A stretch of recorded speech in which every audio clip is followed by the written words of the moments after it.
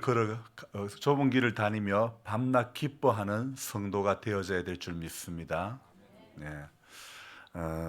어떨 땐 정말 너무 멋있기도 하면서 또 한편으로는 전마가 저것이 앞가림이나 하겠나 늘 염려가 되는 사람이 있습니다. 한없이 좋으면서도 한없이 또 믿기도 한 녀석이죠. 기대하는 마음이 크니 좋은 것이고 제가 그는 기대보다 실망이 되는 마음이 크니 또 한편으로는 밉기도 합니다. 그래도 어쩔 것입니까? 좋아도 아들이고 싫어도 아들인데요. 다니엘 기도의 셋째 날 호용한 목사님의 말씀이 생각납니다.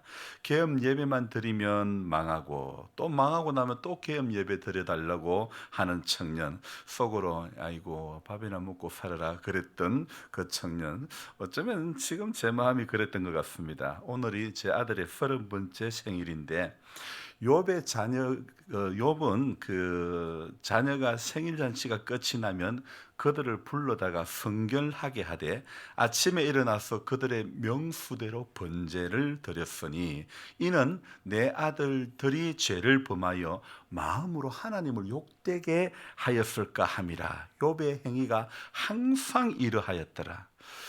욥은 참 어찌 보면 참 좋은 아빠였는데 제게는 욥기 이 1장 5절에 욥의 이 마음, 욥의 이러한 자세가 좀 없었던 것 같아요. 1장 5절을 그 욥기 1장 5절을 요약한다면 성결하게 한다. 그리고 번제를 드렸다. 욥이 자식의 생일날 이르는 이유가 무엇이라고요? 욥기 1장 5절에서 찾아보면 혹시 내 아들들이 죄를 범하여 하나님을 욕되게 할까? 이것이 욥이 아이들을 성결케 하고 번제를 드린 이유라고 설명을 합니다. 그래서 그렇게 혹시라도 하나님을 욕되게 할까 봐 성결하게 하고 번제 드리고, 그리고 5절 끝에는 욥이 항상 이러했더라. 항상 이러했더라. 참 욥은 너무 멋진데 제게는 목사라도 욥의 이런 모습이 참 부족했던 것 같아요. 다윗도 아버지 노릇 참 나름 잘한 것 같습니다.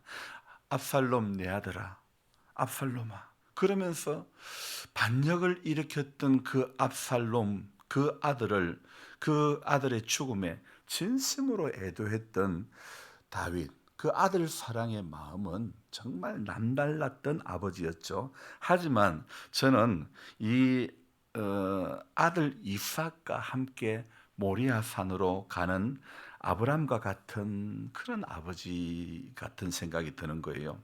백세에 얻은 아들을 번제로 드리라고 하는 하나님의 말씀에 순종의 길을 걸어갔던 아브람.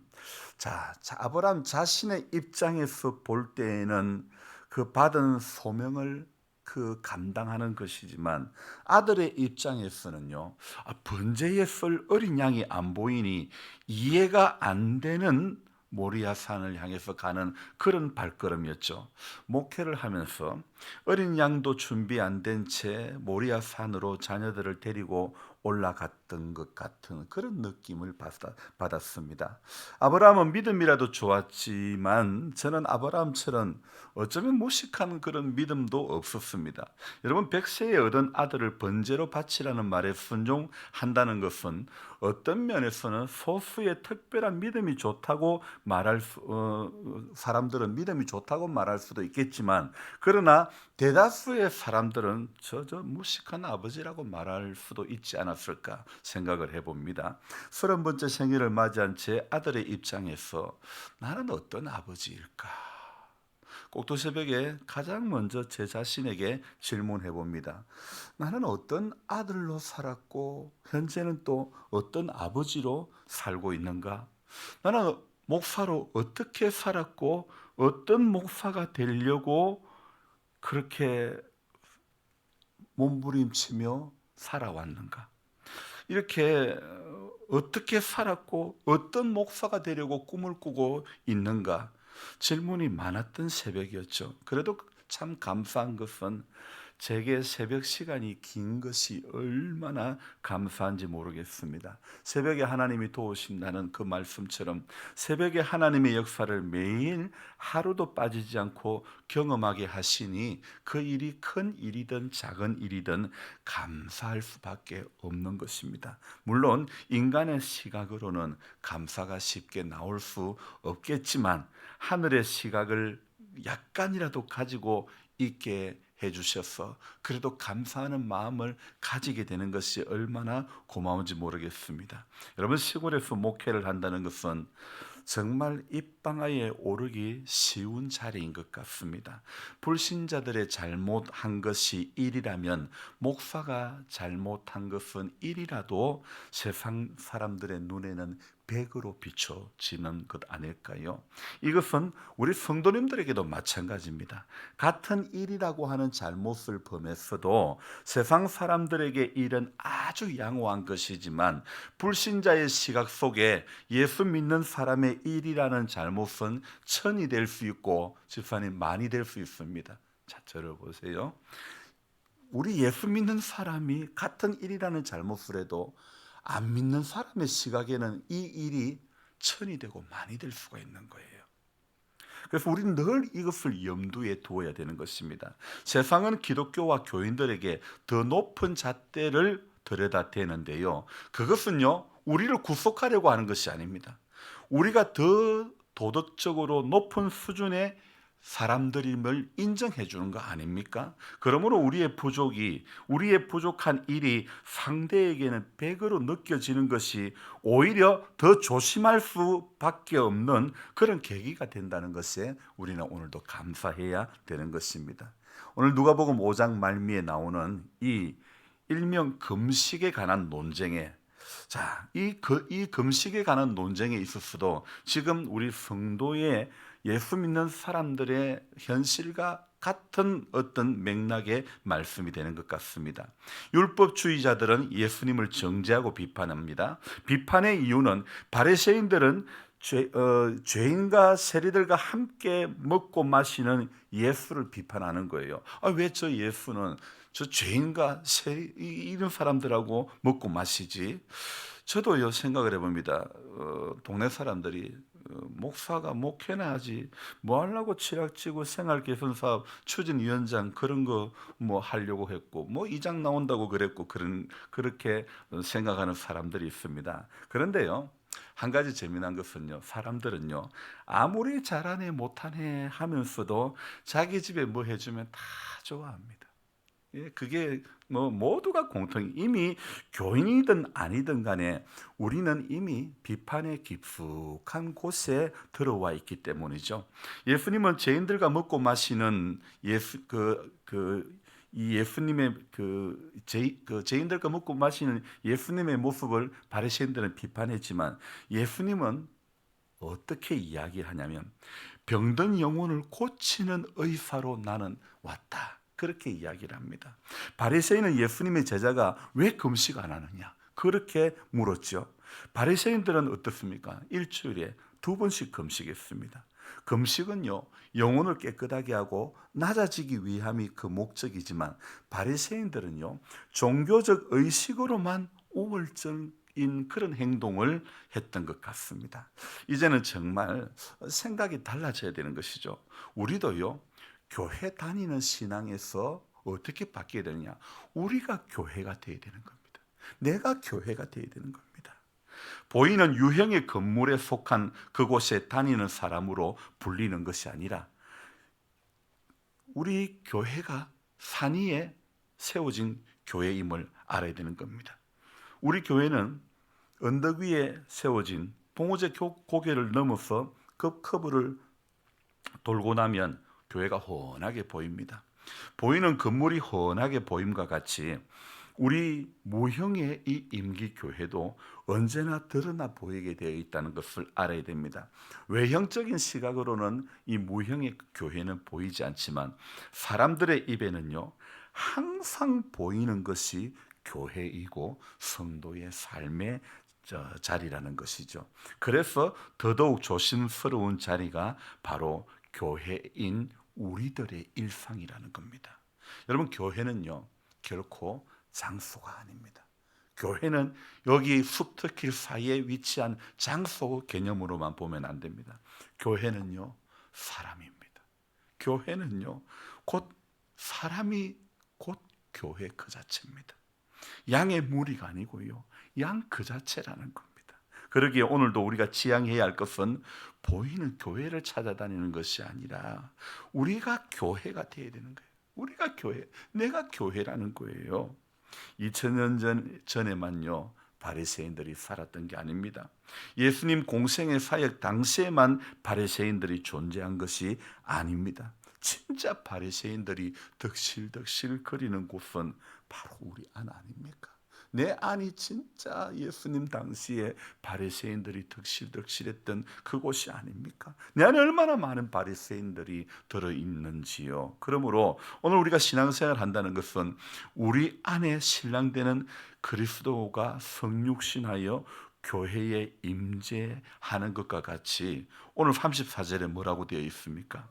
신랑과 함께 있을 때에, 그리고 이 금식에 대한 왜 당신의 제자는 왜 금식 안 합니까? 그럴 때에 예수님께서 34절에 신랑과 함께 있을 때에, 그리고 35절에는요 신랑을 빼앗기리니.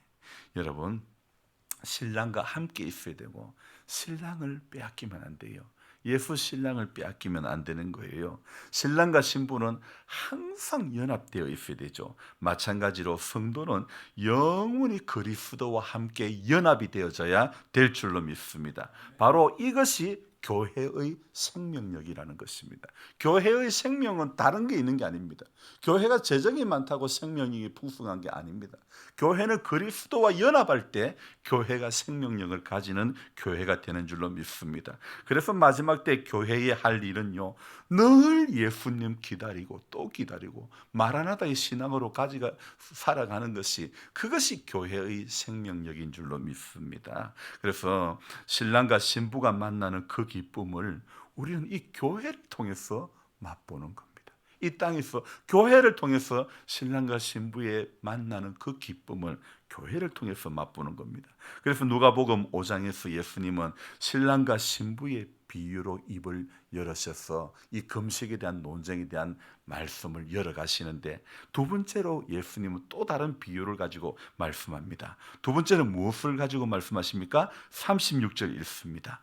또 비유하여 이르시되 새 옷에서 한 조각을 찢어 낡은 옷에 붙이는 자가 없나니 만일 그렇게 하면 새 옷을 찢을 뿐이요 또 새 옷에서 찢은 조각이 낡은 것에 어울리지 아니하리라. 자, 여러분, 오늘 예수님께서는 두 번째로 이 금식에 관한 논쟁에 대해서 두 번째로 이 이야기를 하시죠. 새 옷에서 한 조각을 찢어 낡은 옷에 붙이는 사람 있습니까? 주님의 비유는 너무너무 쉬워요. 유대인은 헌옷과 같으면 우리 예수님은 새 옷과 같은 분인 줄로 믿습니다. 바리새인은 세상 것과 항상 분리된 옷을 입고 살았지요. 하지만 그 바리새인들의 삶에 항상 그 언저리에는 어떤 시각이 있었냐면 세상과 다르다는 분리의식, 그런 분리된 예복을 그들은 항상 입고 있었던 것이죠. 그 결과 그들은 세상에서 교회를 분리시키고 말한 거죠. 하지만 예수님은 세상 속에서 새로운 복음의 옷을 입혀주신 줄로 믿습니다. 예수님은 오래된 율법의 옷을 벗겨주시고 복음의 옷으로 우리들을 입혀주신 주님인 줄로 믿습니다. 마치 범죄한 아담과 하와에게 가죽옷을 무화과나무로 치마를 엮어 입었던 그들에게 우리 예수님, 우리 하나님께서 그 범죄한 현장에 가죽옷을 지어주셨듯이 예수님은 우리에게 복음의 새 옷을 입혀주신 줄로 믿습니다. 그래서 세상은요 다른 어떤 것으로 바뀌는 게 아니고 복음의 옷으로 바뀌어지는 거예요. 우리 교회가 여러분 어떤 교회가 되어야 하겠습니까? 여러분, 율법주의적인 교회는요 전부 이거는 세상에 휩쓸려 가고 마는 것입니다. 성도는 세상 속에 살면서도 성육신하신 그리스도를 오늘도 믿고 의지하며 그분과 동행하는 사람이 되어야 되죠. 그래서 세상은 위기 앞에 이렇게 점점 피해가는지 몰라도 여러분, 교회는요 위기 앞에 세상에 더 가까이 가야 되는 겁니다. 세상이 악해져 갔다고 세상과 멀어져 가서는 세상 모든 민족이 구원을 얻기까지 쉬지 않으시는 하나님의 그 마음을 이루어 드릴 수가 없는 것입니다. 하나님의 교회는요 항상 교회 속에 존재해야 되는 것입니다. 그래서 성도는 오늘도 복음으로 옷을 입어야 되죠. 그리스도로 옷을 입고 낮에와 같이 단정히 행하고 빛의 자녀가 되어져야 될 줄로 믿습니다. 그래서 37절에 또 뭐라고 말씀하고 있습니까? 새 포도주를 낡은 가죽 부대에 넣는 자가 없다. 왜 그럴까요? 낡은 부대에 새 포도주를 넣으면 새 포도주가 발효가 될 때 낡은 그 가죽 부대는 곧 터질 수밖에 없기 때문이죠. 그래서 예수님은 새 포도주를 강조하고 있죠. 새 포도주가 상징하는 게 바로 성령의 임재와 교통하심이 아닐까요? 우리는 새 부대가 아니라 새 포도주로 살아가야 되는 겁니다. 우리가 모이는 것은, 교회가 모이는 것은 성령의 교통하심을 맛보기 위함 아닙니까? 여러분, 사람이요 살면서 혼자 할 수 없는 것이 있답니다. 결혼식은 절대 혼자 못한다는 것입니다. 또 마찬가지로 성령의 교통하심도 혼자 할 수 있는 것이 아니라는 겁니다. 함께 할 때, 교회가 모이는 목적은 성령의 교통하심을 위해서 교회가 모이는 겁니다. 성령의 교통하심을 사모하는 무리들이, 사람들이 모여서 이렇게 교회를 이루고 또 함께 그 교통함을 맛볼 때에 우리는 세상을 이길 힘이 바로 여기에서부터 출발이 되는 줄로 믿습니다.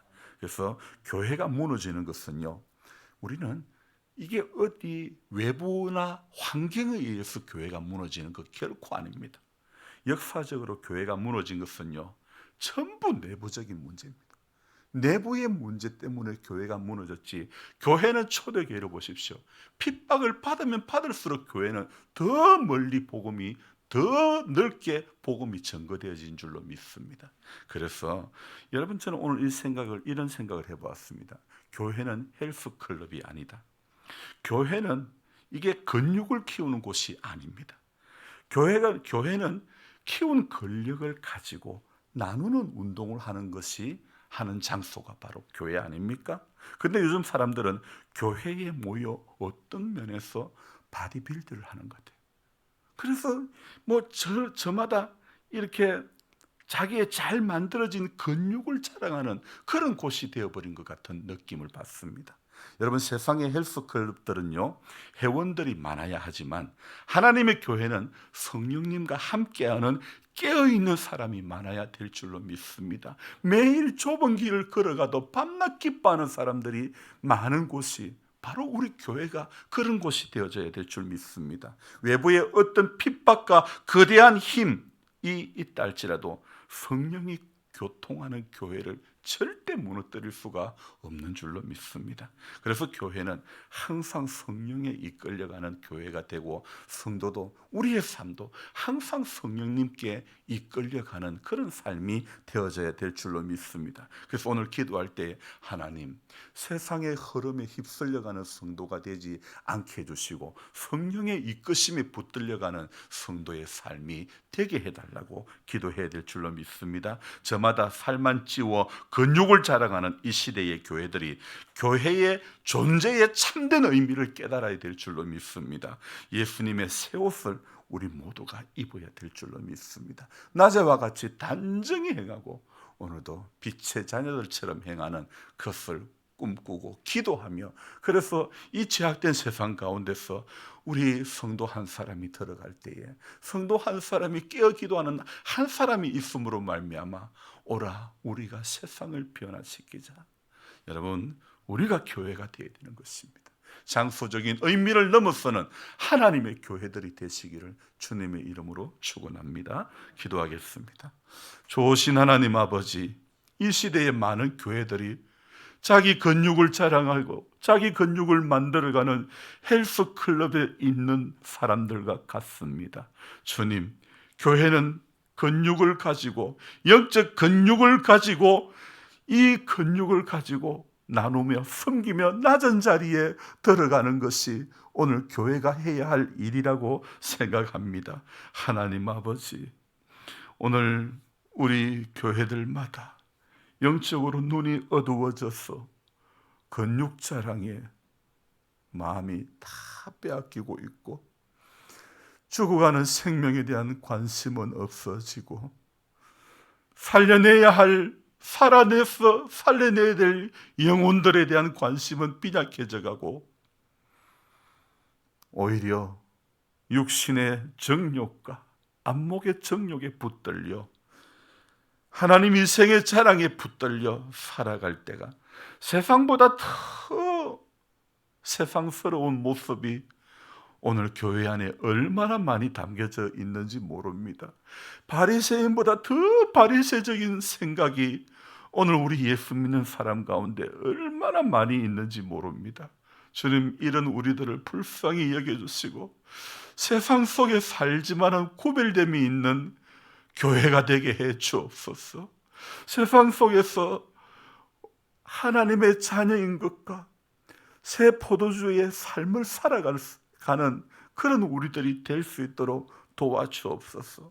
그러기 위해서는 그 무엇보다도 성령님과 연합하는 것, 성령의 교통함이 있는 교회, 또 우리 한 사람 한 사람 되게 해 주시기를 원합니다. 사람이 아무리 모여도 깨어 기도하는 사람이 없으면 소용이 없습니다. 하나님의 교회는 성령님과 교통하며 깨어 기도할 때에 교회의 생명력이 거기에 있는 줄로 믿습니다. 오늘 우리가 그렇게 이 시대에 깨어있는 한 사람이 되기 위해서 하나님, 오늘도 새벽을 깨웁니다. 아들의 생일날 저는 꼭두 새벽에 묵상하며 생각해 보았습니다. 나는 어떤 아들로 살았고 어떤 아버지로 지금 살고 있는가?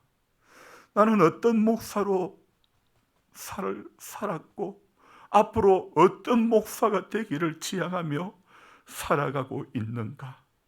어떤 성도가 되기를 꿈꾸며 살아가고 있는가? 우리 모두는 자신의 자리에서 하나님의 음성을 들을 수 있도록 도와주시기를 원합니다. 삶의 자리가 아무리 바쁘고 분주해도 항상 말씀과 기도 앞에 게을러지지 않는 모두가 되게 해 주시옵소서. 영적으로 잠들지 않도록 주님 우리 모두를 깨워 주시옵소서. 그래서 하나님 아버지, 오늘 이 하루도 주님과 동행하는 하나님의 자녀들 다 되도록 도와주시옵소서. 어느 누구도 하나님 앞에, 하나님의 귀한 일 앞에 뒷짐지고 있지 않게 해주시고 영적인 선봉장이 될 수 있도록 주여 도와주시옵소서. 새벽을 깨워주신 주님께 감사를 드리며 존귀하신 예수님의 이름으로 기도드리옵나이다. 아멘. 간절한 마음으로 주여 부르고 기도합니다. 주여, 주여, 주여. 좋으신 주님, 우리의 새벽을 또 깨워주셔서 감사합니다. 하나님, 잠자지 않겠습니다.